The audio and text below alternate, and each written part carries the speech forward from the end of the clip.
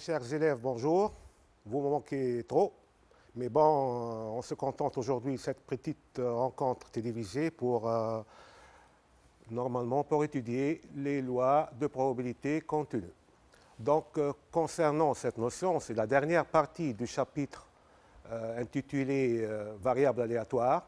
La première partie, elle concerne les lois de probabilité discrètes. Cette partie qu'on va s'intéresser à la faire aujourd'hui ensemble, c'est les lois de probabilité continue, un petit plat mathématique à mijoter ensemble. Donc, c'est quoi ces lois de probabilité continue? Ça diffère des lois discrètes, comme peut-être les noms l'indiquent, que lorsqu'on parle d'une loi de probabilité discrète, la première partie, il s'agit d'une variable aléatoire x qui prend des valeurs discrètes, des valeurs finies. On cherche la probabilité on cherche une probabilité que x soit égal à 1 ou que la variable x soit égale à 2 ou à moins 1. Concernant les lois de probabilité continue, l'introduction, on va dire que si les valeurs possibles d'une valeur aléatoire x sont réparties d'une façon continue sur un intervalle, on dit que x est une variable aléatoire continue. C'est-à-dire quoi? Les valeurs possibles d'une variable aléatoire x, généralement, ou disons dans la partie antérieure, on a étudié des valeurs de x fixes. Maintenant, on va voir des valeurs où la variable aléatoire x est répartie d'une façon continue sur un intervalle, c'est-à-dire x est une variable aléatoire continue. Plus encore, peut-être plus simple à voir, c'est que dans ce cas, x peut prendre n'importe quelle valeur dans un intervalle donné. Disons, pour s'approcher encore plus de notre réalité de nos jours, c'est-à-dire un phénomène comme la mesure de température le long d'une journée d'été, ou peut-être que lorsqu'on parle de la mesure de la longueur d'une personne, dans tous ces cas, sont des valeurs qualitatives, ou lorsqu'il s'agit d'étudier la probabilité de ces phénomènes-là, on aurait besoin des variables aléatoires qui prennent des valeurs dans un intervalle donné. On s'intéresse alors à des événements du type la valeur de x est comprise entre x1 et x2, où x1 et x2 sont deux réelles données. Une température le jour d'été, c'est une variable aléatoire continue, puisque la valeur de la température, elle varie, on dit qu'elle varie entre 28 et 30 degrés, mais on ne peut jamais dire que la température est exactement 28 degrés ou 29 degrés. Donc, d'où la notion des lois continues. Donc, la définition, avant de l'énoncer, on va dire qu'une loi continue, forcément, elle devrait avoir une densité à l'aide de laquelle on va chercher à calculer ces probabilités. C'est quoi la densité de probabilité? X étant une variable aléatoire prenant des valeurs dans un intervalle AB, fermé, on appelle densité de probabilité de x la fonction f positive et continue sur AB. Donc, une densité de probabilité, après quelques minutes, on va voir ça sert à quoi, mais on ne peut jamais parler d'une probabilité continue sans parler de leur densité.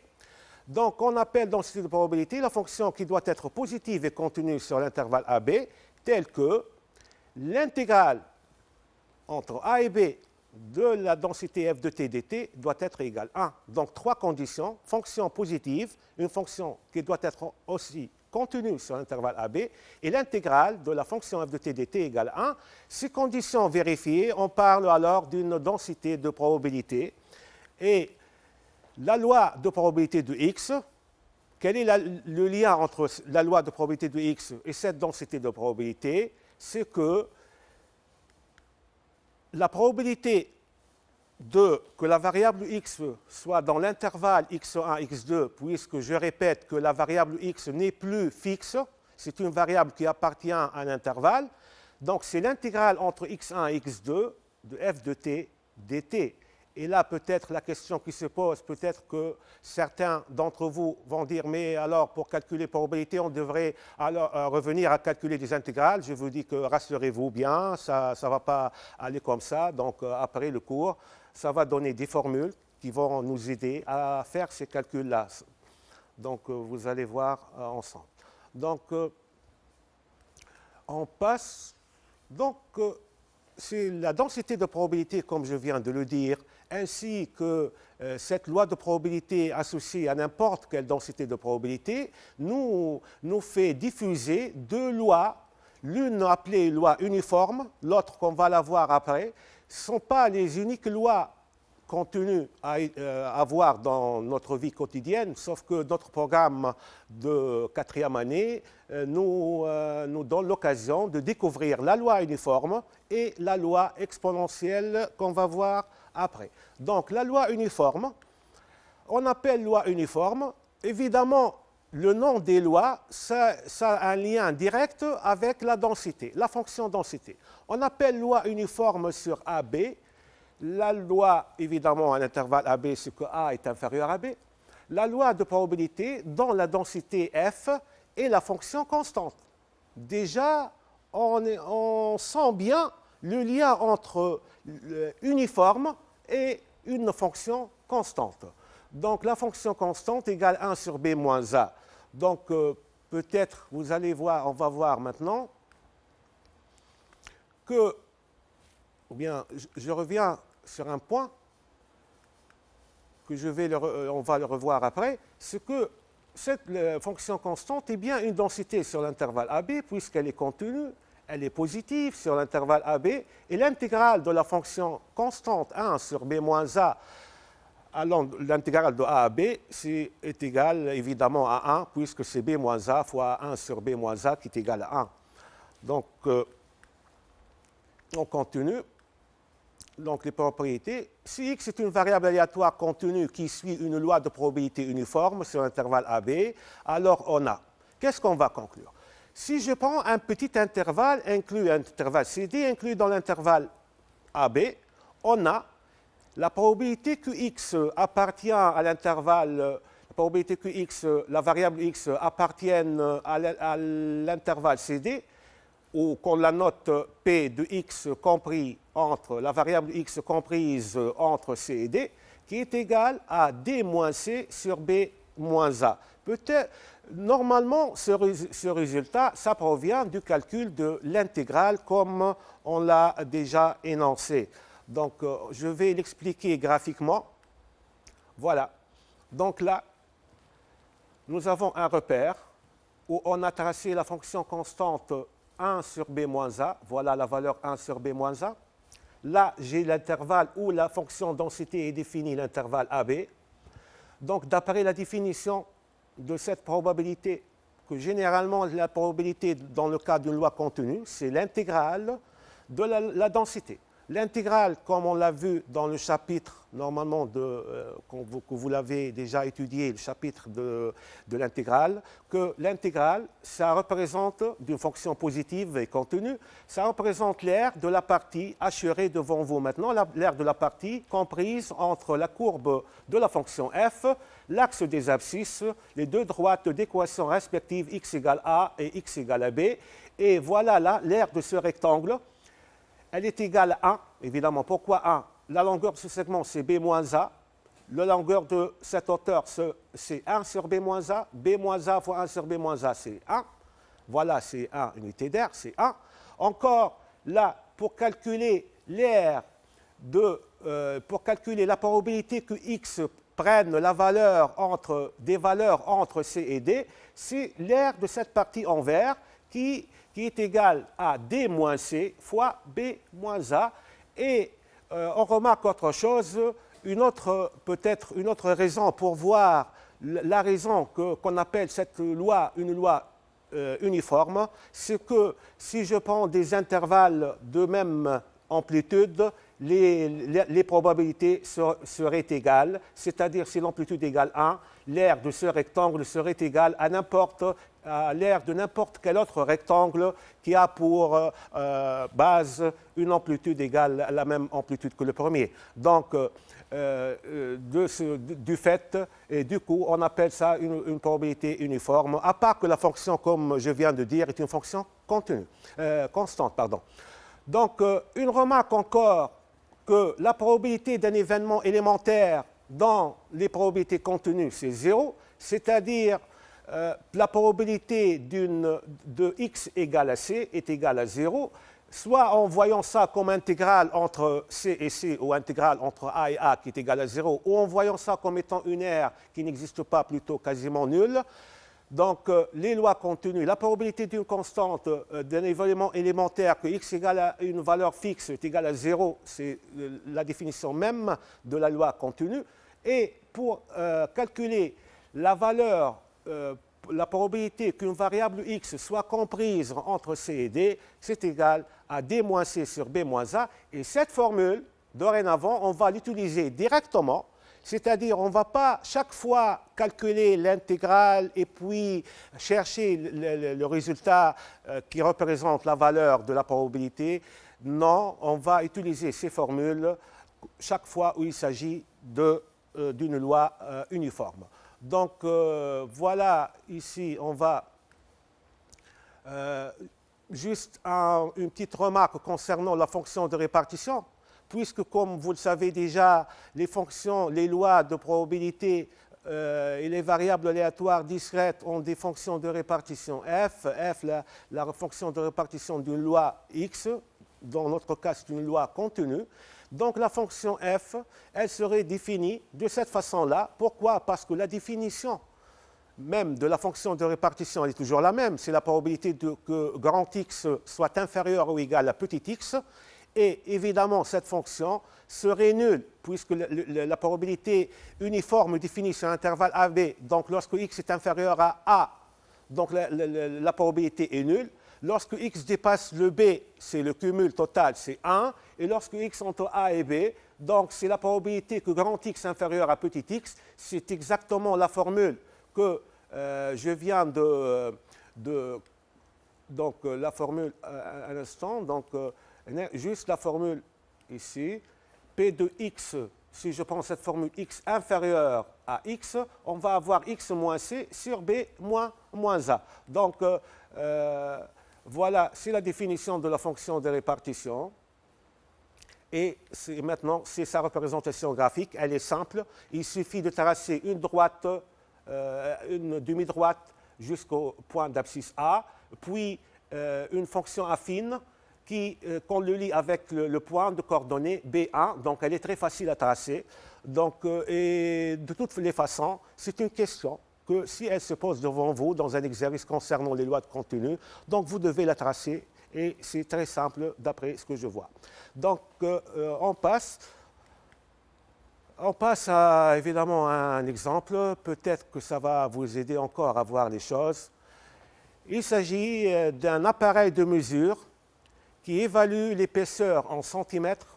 Et voilà, avant de continuer, l'épaisseur, c'est un phénomène qualitatif. Donc, ce phénomène-là, on a besoin d'avoir recours à la probabilité contenue. Donc, un appareil de mesure évalue l'épaisseur en centimètres de pièces mécaniques. L'expérience prouve que l'épaisseur des pièces peut être modélisée par une variable aléatoire x qui suit la loi uniforme dans l'intervalle de 2,8. Et là, rassurez-vous, chaque fois dans ce cas des lois contenues, où il s'agit d'une loi contenue, vous devriez trouver chaque fois le nom de la loi, comme dans ce cas c'est une loi uniforme, et l'intervalle, lorsqu'il s'agit de loi uniforme, forcément, on doit lui associer un intervalle. La fonction densité, ça reste derrière les rideaux. Donc, calculer, la première question, calculer P de x inférieur ou égal à 2,6. Quelle est la probabilité que l'épaisseur de la pièce mécanique soit inférieure ou égale à 2,6 cm? Et la probabilité que l'épaisseur de la pièce mécanique soit comprise entre 2,3 et 2,5 cm. La question suivante, les pièces sont acceptées si leur épaisseur est supérieure à 2,4 cm. Donc là, cet exercice est une réponse à ceux qui disent qu'on est loin de la réalité, mais juste on est dans le bas. les pièces sont acceptées si leur épaisseur est supérieure à 2,4 cm. Quelle est la probabilité qu'une pièce soit acceptée? Là, la question, elle est directe, mais là, elle est un peu indirecte parce qu'il faut chercher derrière les lignes. Donc, on passe à la correction, la solution. Donc, la première question, calculer P de x est inférieur à 2,6. Avant de commencer, normalement, chacun d'entre vous doit noter devant lui la nature de la loi, la formule qu'il va utiliser, et puis l'intervalle sur lequel la loi est définie. Donc, on revient à notre exemple. Donc, P de x inférieur ou égal à 2,6, on va la calculer. X suit la loi uniforme. On précise qu'elle est une loi uniforme. Elle est à valeur dans 2,2,8, c'est l'intervalle de définition de cette loi. Donc, on va chercher la probabilité que x est inférieur ou égal à 2,6. Les choses sont aussi simples que vous le voyez devant vous. Il n'y a rien de compliqué, ni d'intégrale à calculer, ni de calcul long à faire, rien du tout, sauf une petite simple formule à appliquer. La formule, c'est x inférieur ou égal à 2,6. Normalement, une petite réflexion nous garantit que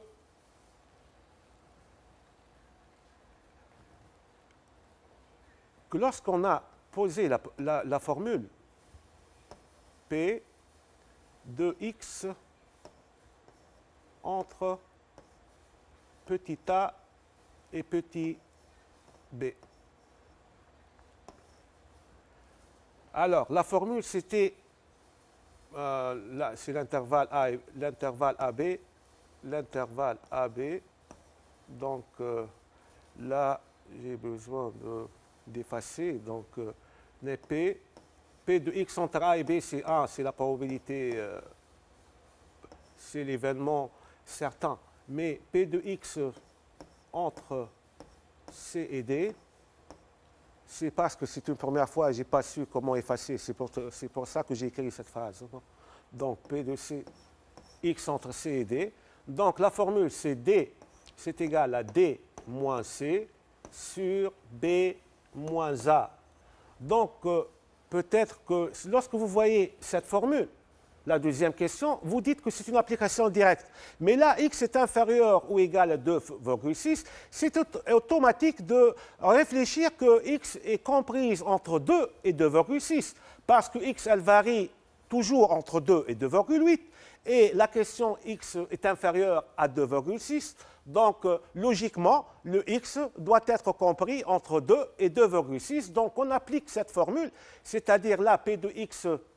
Donc, P de x inférieur ou égal à 2,6, c'est égal à P de x entre 2 et 2,6. Voilà. C'est pour ça, la formule, c'est 2,6 moins 2, non, 2,6 moins 2 sur toujours 2,8 moins 2, c'est l'intervalle BA. 2,8 moins 2. Donc,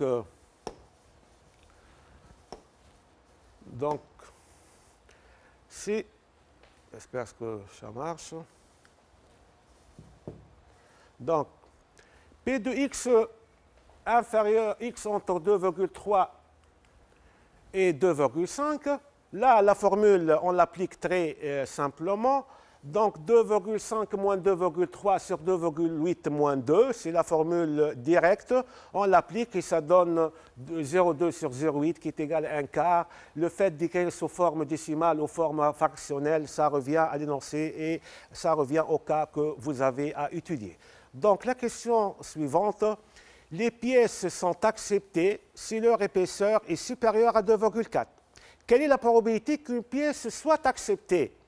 Donc, quelle est la probabilité qu'une pièce soit acceptée? On doit revenir dans quel cas on accepte les pièces. D'après l'énoncé, les pièces sont acceptées si leur épaisseur est supérieure à 2,4.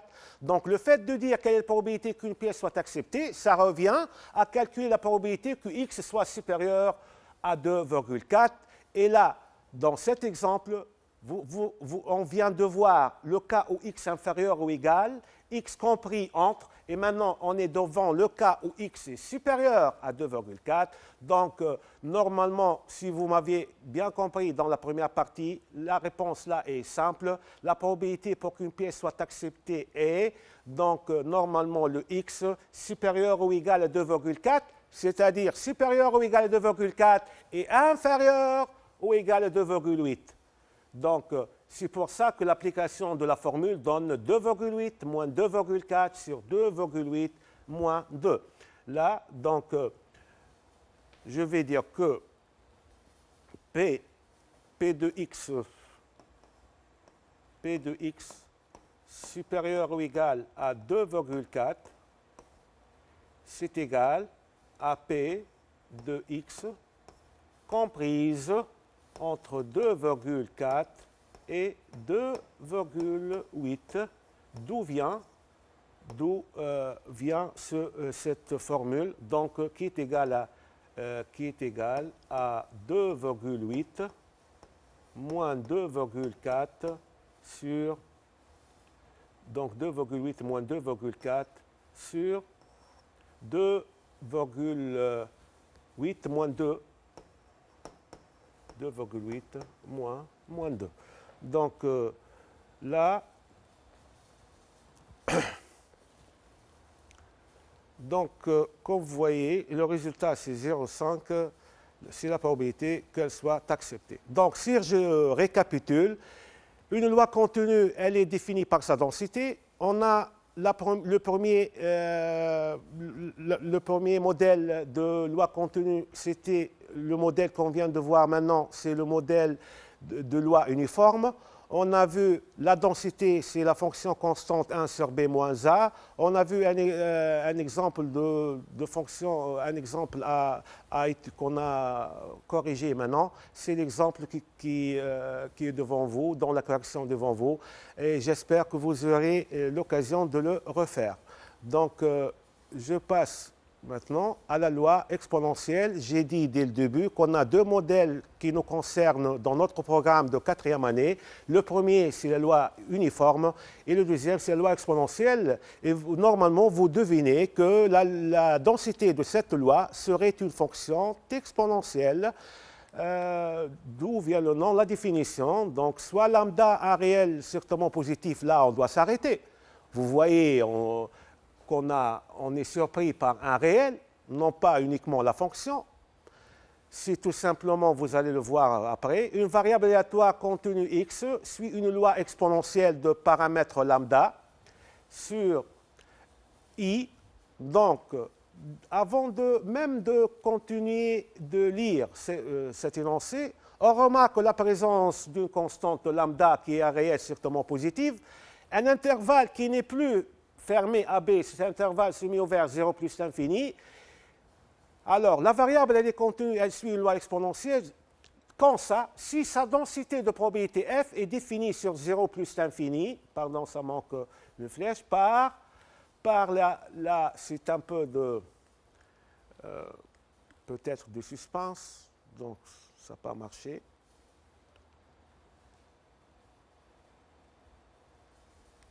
Ah, c'est bon. Donc, elle est définie par f de x égale lambda exponentielle moins lambda x. On s'arrête un peu là. Donc, la fonction densité. Dans le cas d'une loi exponentielle, on n'est pas surpris qu'elle est une fonction exponentielle. Déjà, on s'attend à ça. Mais la forme de cette fonction est lambda exponentielle moins lambda x. Lambda, c'est le réel positif, et qui figure là, et là. Donc, c'est la fonction densité. Chaque fois où on change lambda, la fonction densité change. Mais l'intervalle de définition, c'est toujours 0 plus l'infini. La courbe est généralement de cette façon. Je l'ai représentée tout simplement parce que si la courbe est représentée devant vous, vous pouvez remarquer que l'image de 0 par f, c'est 0 fois exponentielle 0, qui est égal à 0. Là, je m'excuse, donc j'ai dit f de 0, c'est lambda exponentielle moins lambda fois 0. Lambda fois exponentielle 0, c'est 1.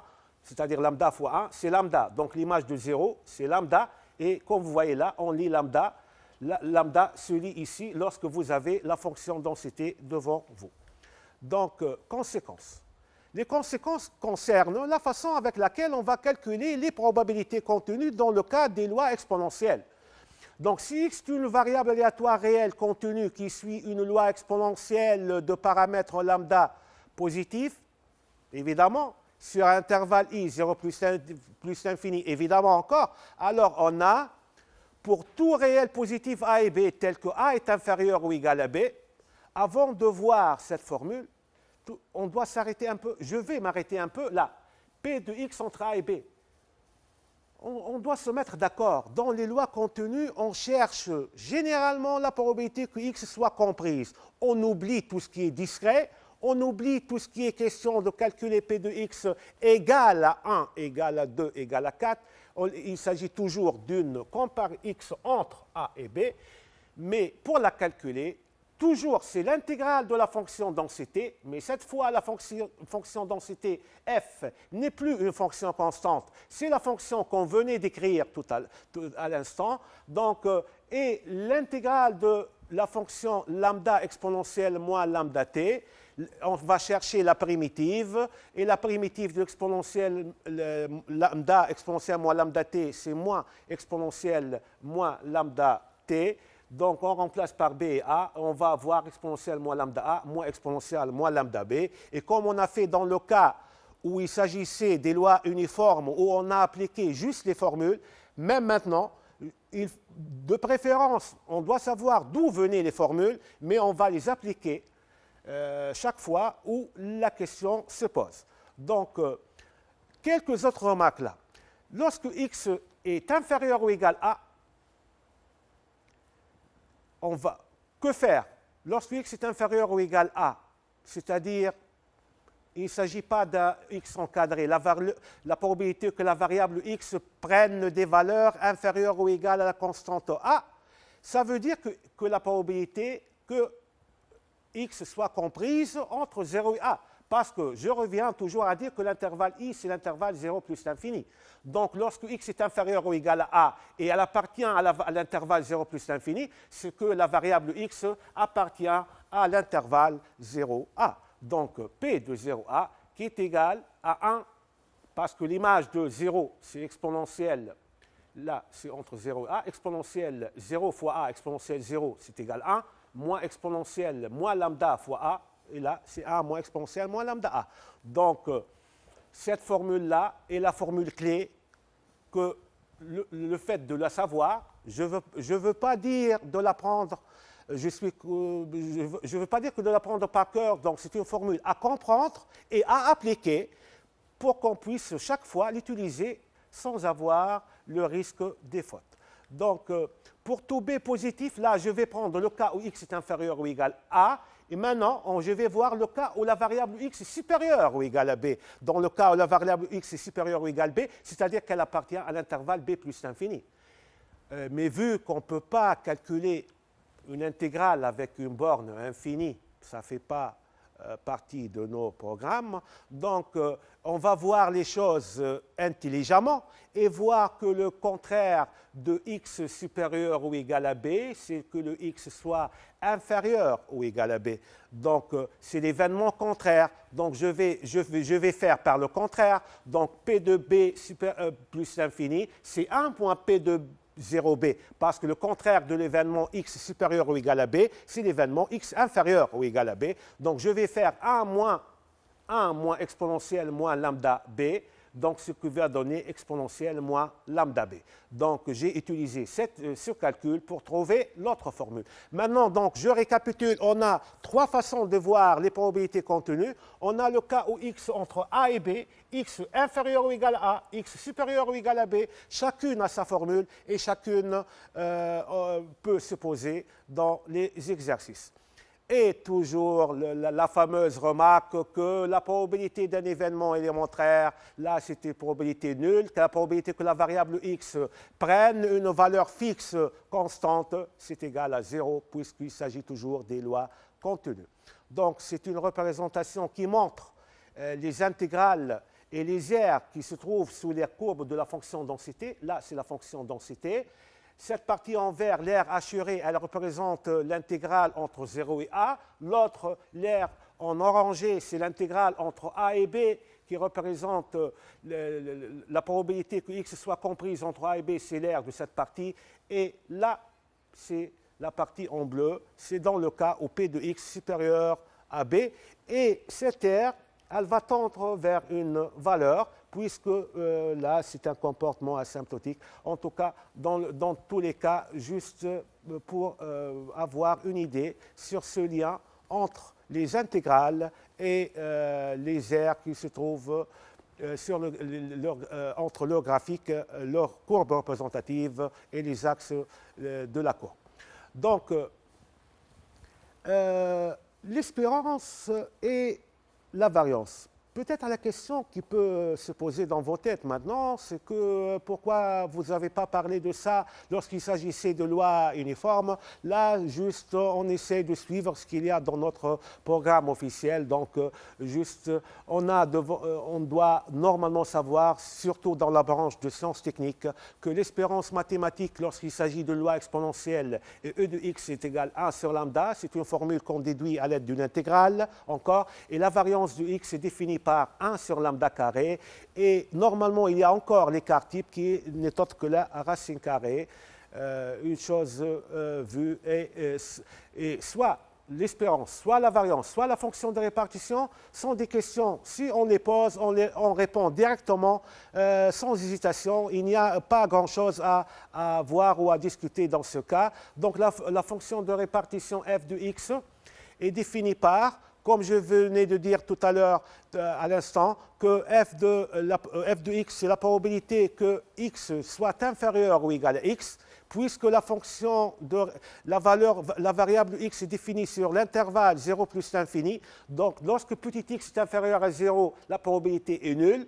Et lorsque x est supérieur ou égal à 0, la formule p de x inférieur ou égal à x, déjà on venait de voir, c'est 1 moins exponentielle moins lambda x. Comme petit x est supérieur ou égal à a, c'est 1 moins exponentielle moins lambda a. Donc pour x supérieur ou égal à 0, donc 1 moins exponentielle moins lambda x, c'est la fonction de répartition. Donc il suffit de tracer une demi-droite jusqu'à arriver à l'origine, puis une courbe qui ne dépasse pas le 1 comme limite au voisinage de plus l'infini. La limite en plus l'infini, c'est exponentielle moins l'infini, c'est 0. Exponentielle moins l'infini, c'est 0. Et 1 moins 0, c'est 1. Donc, ce qui nous donne cette courbe représentative. Donc, je redis une autre fois, je tire votre attention que l'espérance qui n'est autre que la moyenne arithmétique a une formule à apprendre, c'est l'espérance de x c'est 1 sur lambda et la variance c'est 1 sur lambda carré, deux valeurs à apprendre et à appliquer lorsqu'il s'agit d'une question qui les demande. Donc, on va passer alors à un exemple. Le temps en minutes que passe un médecin pour consulter, là, je me stoppe un peu parce que médecin, je ne peux pas passer sans dire chapeau bas à notre corps médical qui, grâce à lui, peut-être, on peut viser à passer notre bac de sang 2020 parce que vraiment, ce sont des grands sacrifices et un professionnalisme exceptionnel. Donc je reviens. Le temps en minutes que passe un médecin pour consulter un patient est une variable aléatoire x qui suit une loi exponentielle de paramètre 0,1. Exactement comme l'exemple précédent.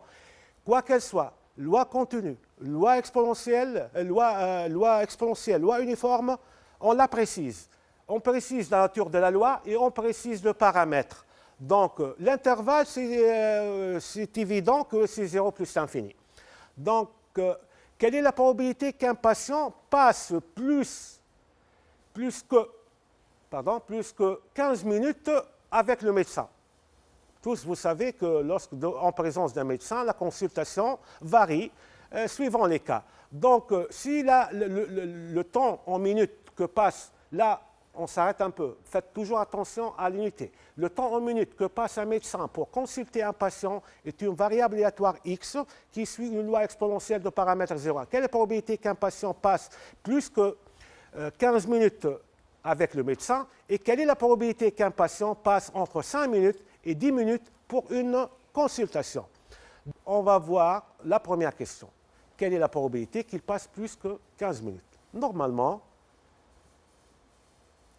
si je vous donne un peu du temps à réfléchir à cette question, et en se basant sur ce qu'on a déjà fait dans notre exemple, je pense que la plupart d'entre vous va arriver à dire que la probabilité qu'on cherche dans ce cas, c'est la probabilité demandée, c'est P de x supérieur à 15, plus que 15, supérieur à 15. Donc, x supérieur ou égal à 15, on applique la formule qu'on venait de voir à l'instant. Voilà les trois formules. On a entre A et B, x inférieur ou égal à, x supérieur ou égal à B.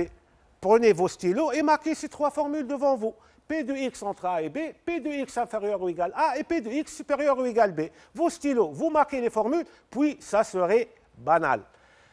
Alors, on va voir la probabilité et si vous regardez maintenant devant vous votre formule, P de x supérieur ou égal à 1, c'est exponentielle moins lambda qui est égal à 0,1 fois 15. Là, c'est un calcul. Exponentielle moins 1,5, c'est simple à voir, mais la valeur approximative, c'est 0,22. Là, c'est une valeur rapprochée. Et dans les exercices, surtout dans vos bacs, et dans le bac que vous allez passer, vous faites toujours attention. Et s'il y a des arrondis ou il y a des valeurs approchées à 10-2, 10-3 près, là, je n'ai pas tenu compte. J'ai écrit une valeur approchée à 10-2 près. Quelle est la probabilité qu'un patient passe entre 5 et 10 minutes? Donc, pour une consultation, évidemment, c'est une probabilité que x soit comprise entre 5 et 10 minutes. Donc, si on applique la formule, là, c'est pas bien présenté. C'est exponentielle, la même valeur, moins 0,1 fois 5, moins exponentielle, moins 0,1 fois 10. C'est un calcul fait à l'aide d'une calculatrice, normalement, qui va nous donner le résultat qui est égal à peu près 0,23 ou une valeur approchée à 10-2 près. Donc, voilà la deuxième question concernant les lois exponentielles. On va terminer par un exercice extrait d'un bac, je pense en 2013. Donc, cet exercice bac section maths. Donc, l'exercice, on va le voir ensemble.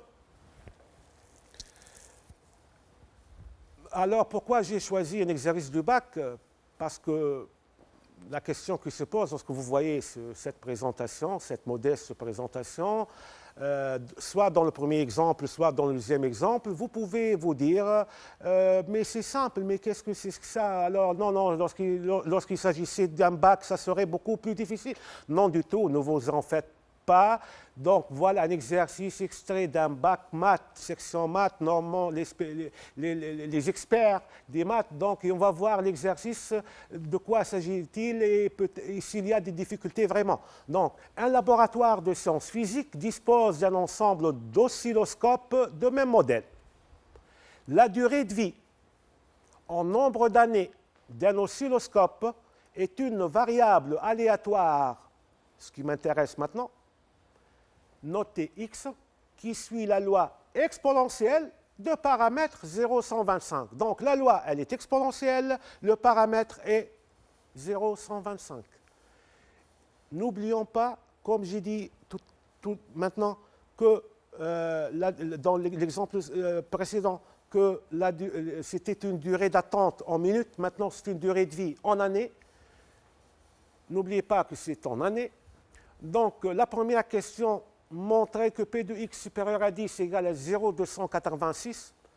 Alors là, on cherche, même on donne le résultat, ils ont demandé de montrer que P de x supérieur à 10 est égal à 0,286. Donc c'est un résultat qu'on veut le montrer qu'il est déjà donné.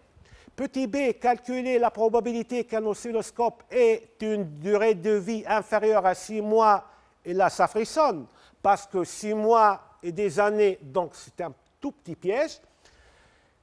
Le responsable du laboratoire veut commander un oscilloscope, là on passe à un degré supérieur. On suppose que la durée de vie d'un oscilloscope est indépendante de celle des autres. On a une répétition, donc le fait de remarquer cette indépendance, c'est évident. On note P1 la probabilité qu'au moins un oscilloscope ait une durée de vie supérieure à 10, donc la probabilité notée P1. Donc, exprimer P1 en fonction de n, et enfin, combien d'oscilloscopes au minimum devrait commander le responsable pour que P1 soit supérieur à 0,999, c'est-à-dire celui qui est censé acheter des oscilloscopes à ce laboratoire, il veut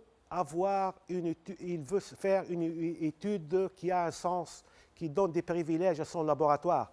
Il veut à la fin, sachant qu'il a une idée sur la durée de vie de ces oscilloscopes, il veut savoir à la fin combien doit-il acheter au moins pour que, après 10 ans, il trouve à 100% peut-être les oscilloscopes toujours en marche. Donc, c'est-à-dire une étude qui a un intérêt sur la fiabilité de ces appareils à long terme. Donc, on passe à la correction.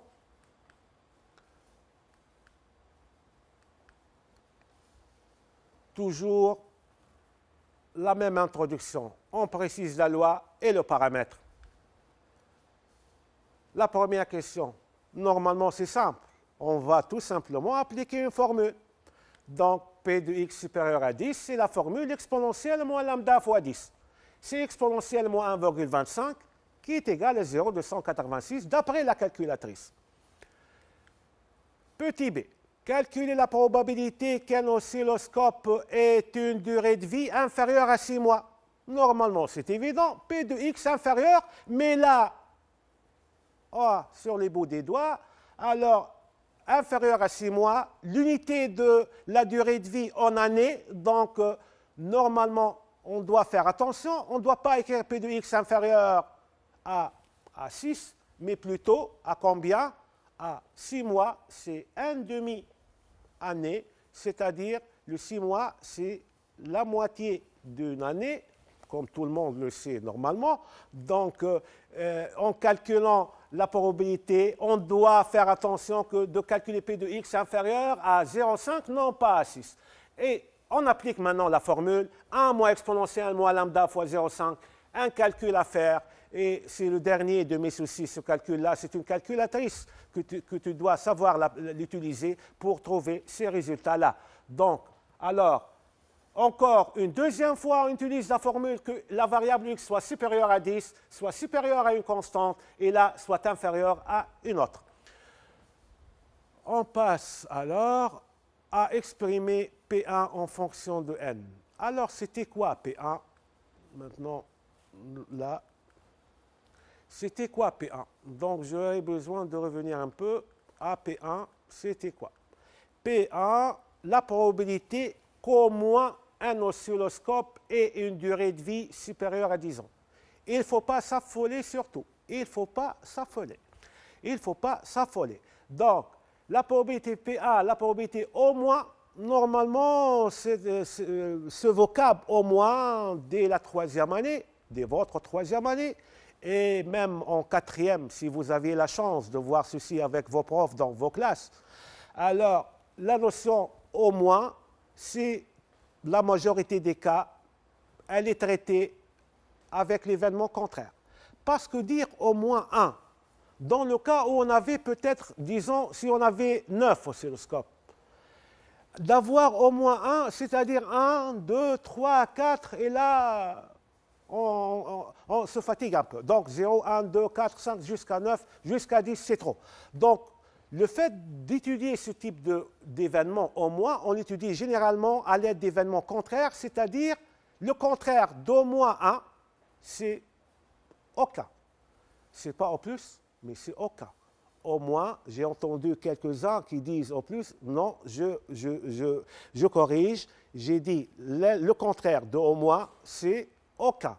Si je veux qu'au moins quelqu'un d'entre vous soit à mes côtés maintenant, le contraire, c'est qu'aucun d'entre vous ne soit à mes côtés. Donc, au moins un oscilloscope et une durée. On va étudier l'événement contraire. Aucun oscilloscope et une durée de vie supérieure à 10. Donc, là, je vais voir l'événement contraire.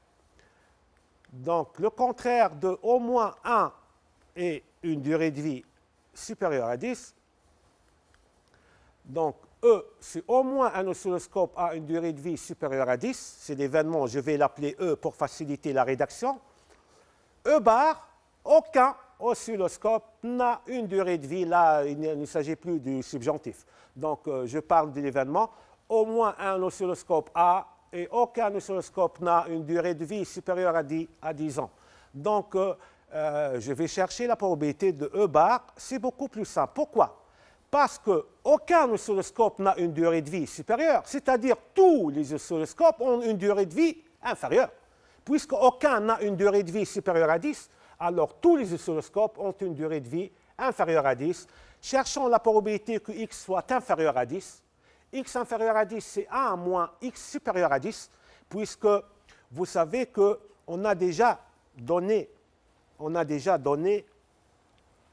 la question précédente, P de x supérieur ou égal à 10 est égal à 0,286.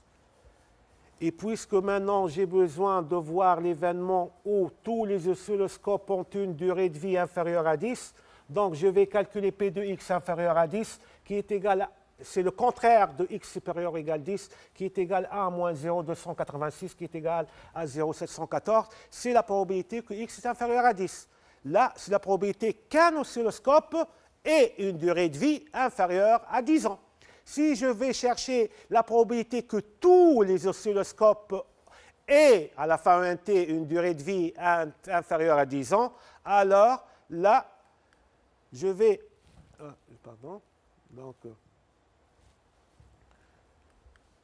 Donc, P de E bar, c'est 0,714 à la puissance n. Pourquoi? Pourquoi ça? Parce que le nombre d'oscilloscopes, c'est n. La probabilité qu'un oscilloscope ait une durée de vie inférieure à 10 est égale à 0,714. Alors, tous les oscilloscopes, 2, c'est à la puissance 2. Alors, ça, dans les conditions de l'indépendance, déjà précisées dans l'énoncé. Donc, on a répété l'épreuve de manière indépendante. On n'a pas grand besoin des lois binomiales parce qu'il ne s'agit pas de quelques-uns des succès et des échecs. Là, tous les oscilloscopes ont une durée de vie inférieure à 10, donc on peut calculer direct la probabilité que tous les oscilloscopes aient une durée de vie inférieure à 10, qui est égale à 0,714 à la puissance n. Là, n'oublions pas que ce qu'on venait de trouver maintenant, c'est la probabilité de l'événement contraire de P1. Donc, c'est pour ça que la probabilité P1 qu'on cherche, c'est la probabilité de E, déjà au moins un oscilloscope, qui est le contraire de E bar, c'est 1 moins 0,714 à la puissance n. Donc là, on vient de répondre à la question deuxièmement petit a. Donc on passe maintenant à la dernière question. B. Donc combien d'oscilloscopes, parce qu'il devrait y avoir un objectif pour toute cette étude.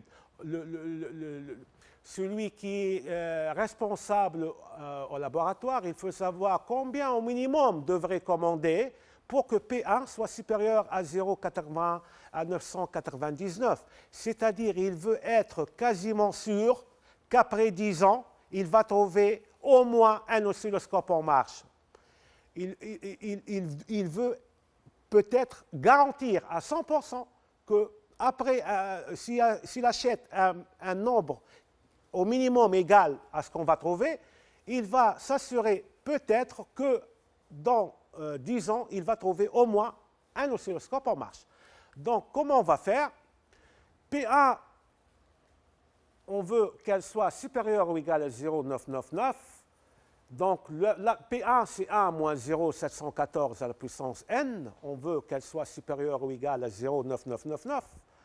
Donc, c'est équivaut à. Là, on va faire la résolution d'une équation, mais avec quelques outils. Tout d'abord, on va ramener le 1 de l'autre côté de l'inégalité.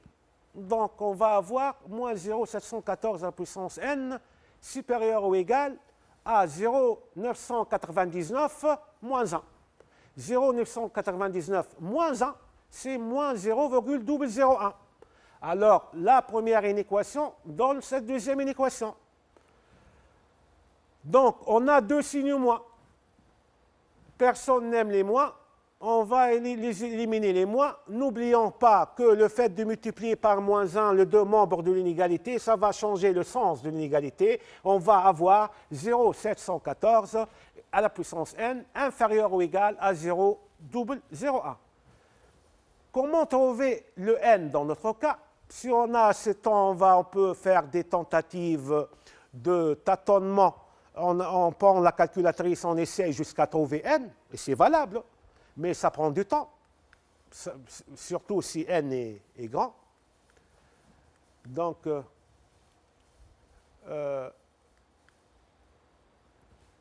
l'astuce là est d'appeler sur cours la fonction ln. La fonction ln va nous sauver dans ce cas des inéquations parce que si on applique la fonction ln qui est une fonction croissante sur l'intervalle ouvert 0 plus l'infini sur les deux membres d'une inégalité, l'inégalité ne va pas changer de sens et on va gagner un privilège que normalement, là peut-être que ça manque un peu de précision, là, que le ln de 0,714 à la puissance n, là, normalement, la propriété de la fonction ln de a à la puissance n est égale à n fois ln de a. Donc là, c'est ln de a, avec a est positif, strictement positif. Donc ln, là, donc ça va donner ici, ça va donner n fois ln de 0,714 est inférieur ou égal à ln de 0,001. Donc, vous voyez, donc ln là, on applique la propriété de la fonction ln, ce qui donne n fois ln de 0,714 inférieur ou égal à ln de 0,001.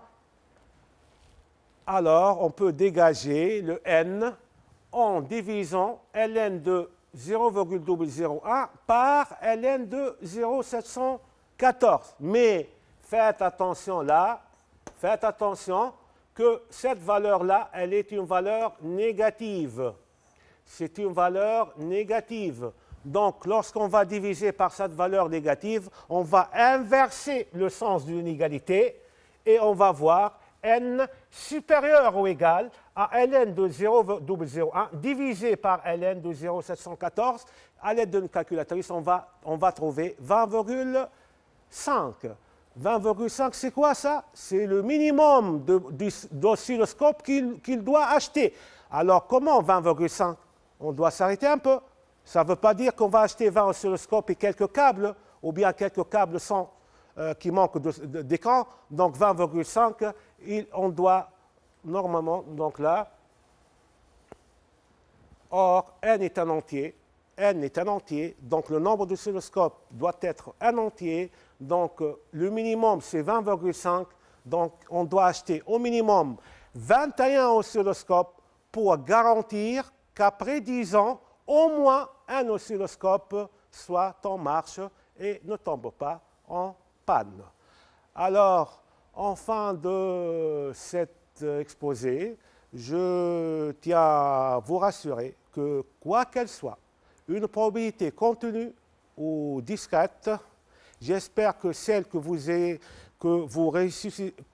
ayez ce bac avec succès soit égale à 1, J'insiste bien que votre probabilité de succès soit égale à 1. Et Inch'Allah, Wallahu wa li tawfiq. Assalamu alaikum.